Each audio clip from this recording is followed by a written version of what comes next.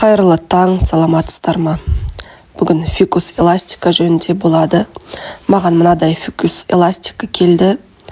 Бұлай қарап тұрсаң, жағдайы қатты нашар емес, бірақ өспей тұрып қалған, жапырақтары деформацияға ұшыраған. Осы жағдайға жетуіне не себеп болғандығын анықтаймыз. Фикус эластиканың тамыр жүйесін ашып тексеретін боламыз. Бір көз қарастан маған бұл гүлдің топырағы ұнамады. Екінші, отырғызылған горшок ұнамады. Топырағынан ажырату қиын жағдайға түсіп жатыр. Қазір толықтай топырағынан тазалап, тамырына ешқандай зақым тигізбестен топырағынан босататын боламын. Астында түйір топырақтар қатып қалған екен. Ал топырағын қарасаңыз, кәдімгі есік алдындағы топыраққа отырғыза салған. Қараңыз, шеге құм және шамалы чернозем қосқан екен. Бұл гүл үшін өте ауыр топырақ, және бұлдай топырақтан гүлдің тамыр жүйесіне ауа бармайды,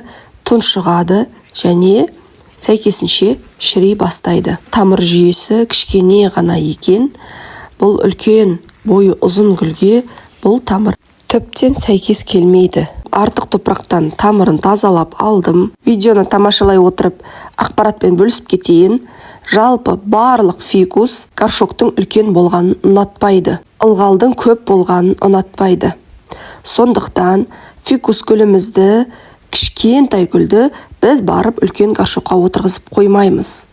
Фикус гүлінің топырағы көп, ыдысы үлкен болса, сәйкесінше тамыры шіріп кетеді. Жасыл массасы өспейді, жапырақтары өспейді, тұрып қалады. Сондықтан кез келген фикусқа біздер өзінің тамыр жүйесіне сәйкес ыдыс таңдаймыз. Одан үлкен болмау қажет. Видеодан қараңызшы, не деген топырақ. Үй гүліне, бөлме гүліне тіптен жарамайды. Енді фикус эластиканы шамамен 1-2 сағатқа кез келген стимулятор препаратқа салып қоямыз. Менде HB101, сіздер сәйкесінше эпи немесе цирконға инструкция бойынша салып қойсаңыз болады. Мен 2 литр суға 3-4 тамшы HB101 тамыздым және фикус эластиканы салып қойдым. Енді фикусты біз тамыр жүйесіне сай ыдысқа отырғызатын боламыз. Жеңіл топырақ алдым.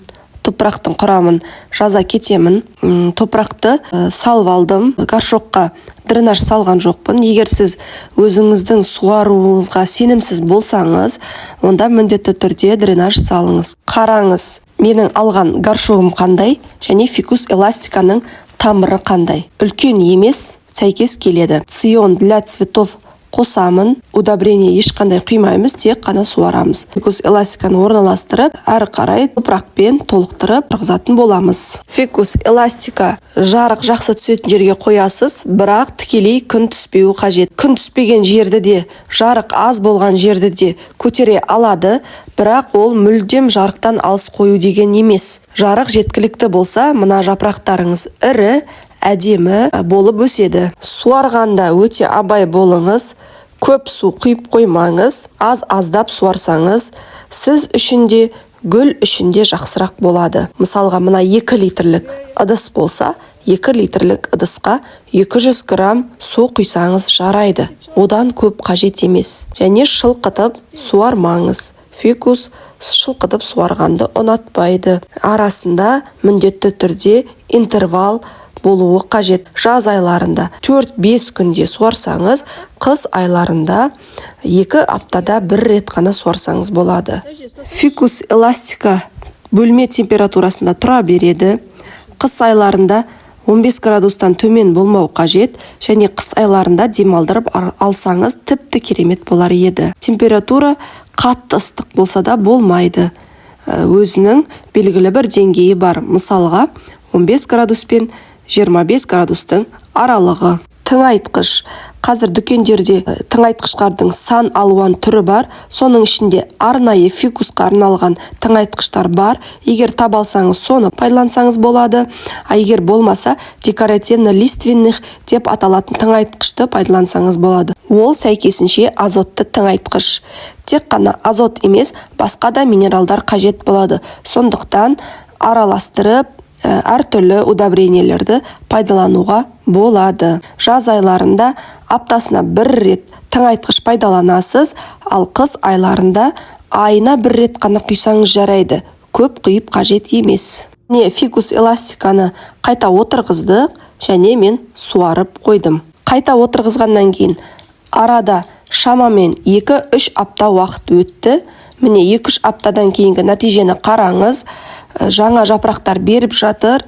Сәл де болса реңі кіріп қалған. Қайта отырғызу фикус үшін өте жағымды болды. Фикус эластика су шашуды аса қажет етпейді, бірақ жапырақтарын сүртіп тұрыңыз. YouTube'да неше түрлі әдістер бар, сол әдістерді пайдалансаңыз болады. Арада 2-3 апта өткеннен кейін мына фикус эластиканың бас жағындағы сабақ маған ұнамады. Сондықтан мен бұл сабақты қиып тастаймын. Не себепті?